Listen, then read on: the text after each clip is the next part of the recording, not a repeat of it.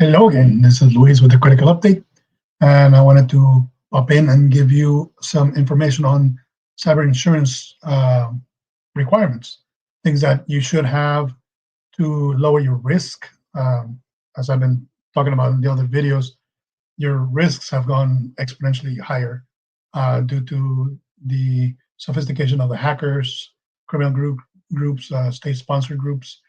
It's a different world. So, how do you mitigate your risk? How do you lower your risk? You leverage insurance. Um, a lot of companies have very affordable options. You don't have to spend a lot of money.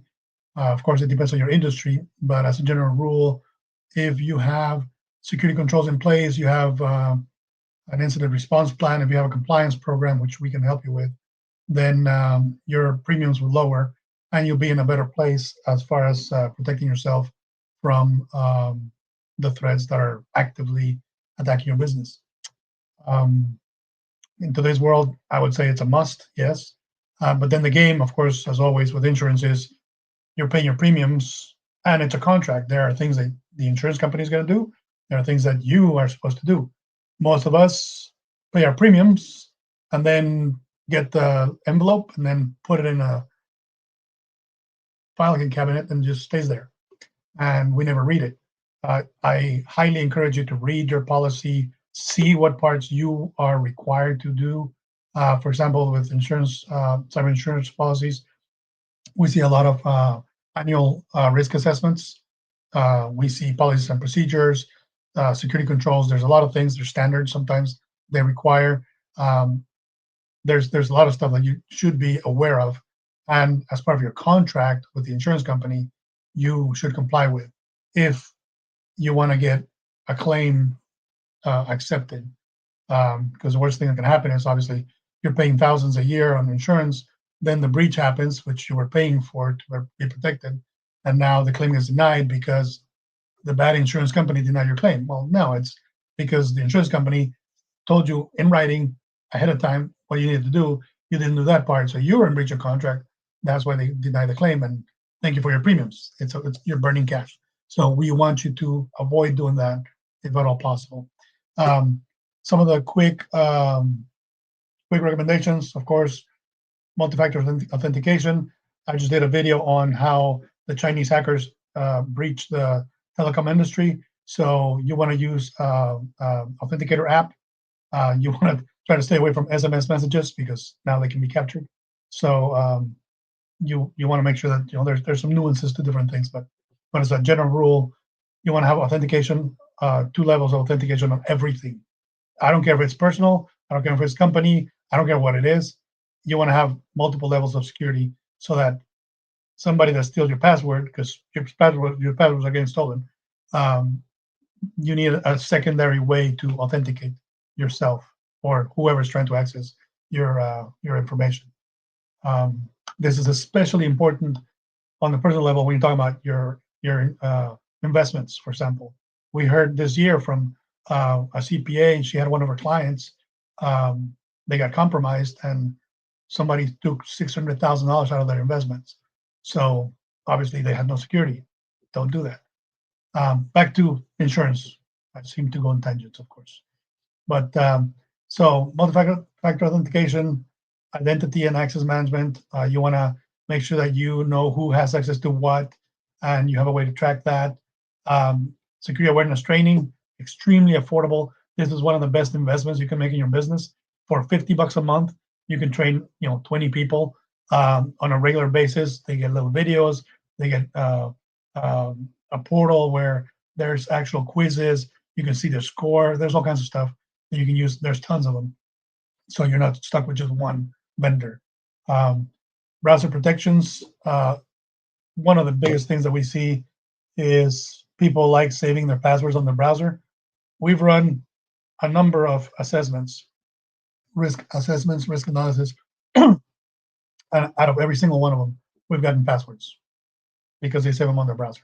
So I would highly discourage saving your passwords on the browser. Actually, just disable that setting if you can.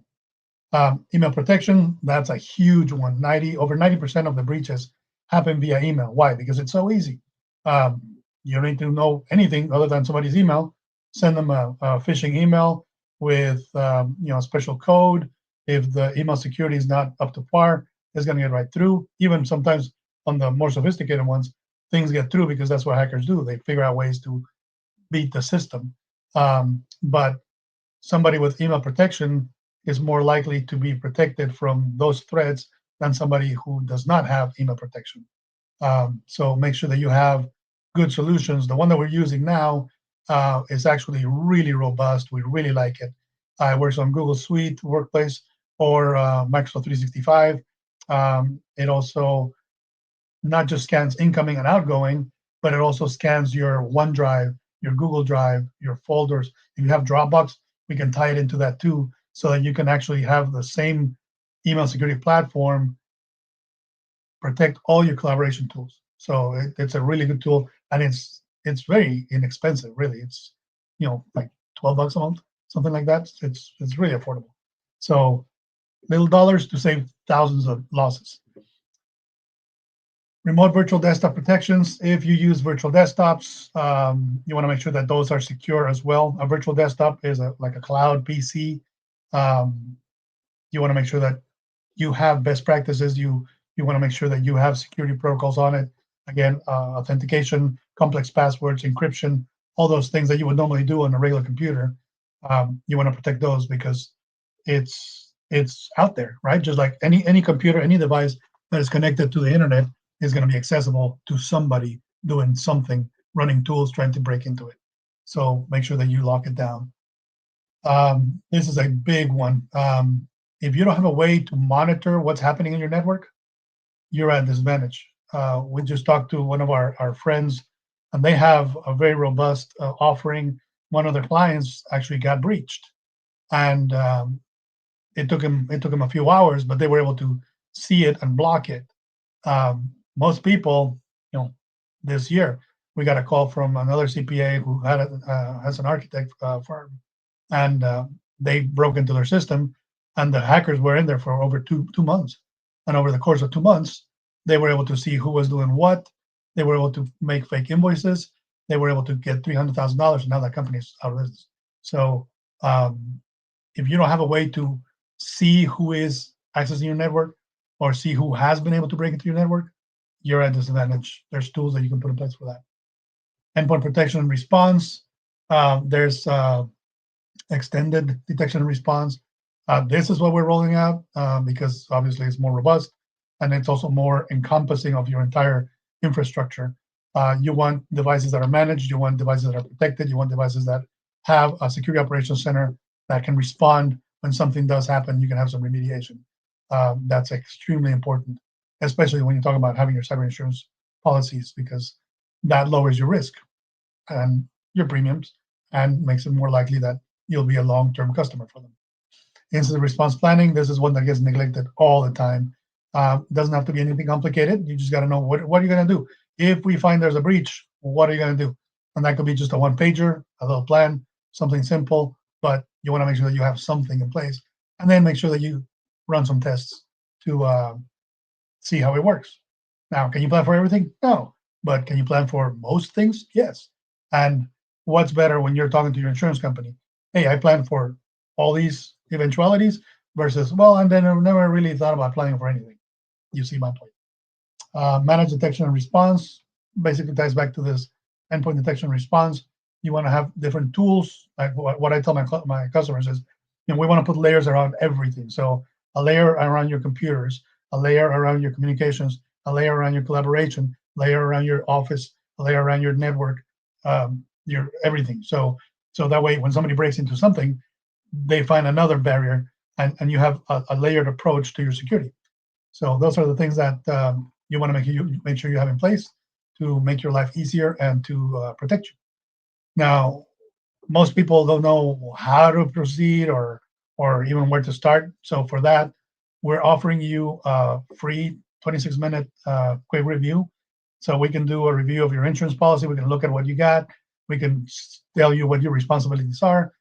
We can run an assessment and then see what gaps are currently in your environment that somebody would exploit and somebody would use to actually break into your network. And all you have to do is check this QR code, which is legit, by the way, because I also did a video on quishing, which is using bad QR codes to compromise your organization. But this one's legit. This one's good.